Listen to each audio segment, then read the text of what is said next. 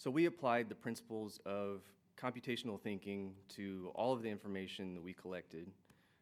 First, we decomposed the convoluted tool into smaller and more digestible subsystems.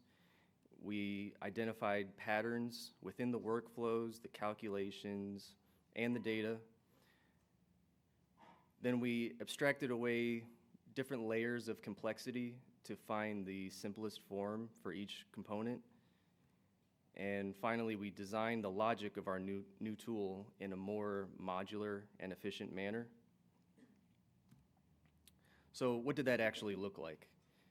Our computational engineers broke down that high-level flow diagram into individual atomic modules, where we mapped the connections between each module in a graph database, and the result is a more polished version of the business logic that we derived from the legacy tool.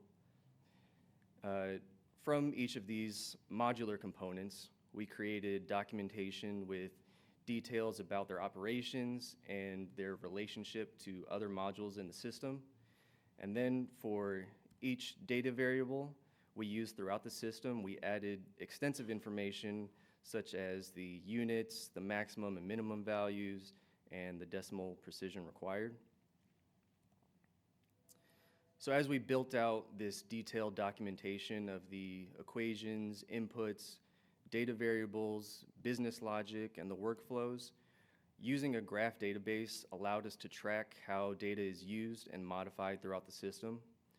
So for example, we can zoom in to a single data variable and see all of the modules that reference or update this variable, which allows us to track the cascading effects of making any changes in the tool and to see how other tools and other disciplines are connected and affected by each other.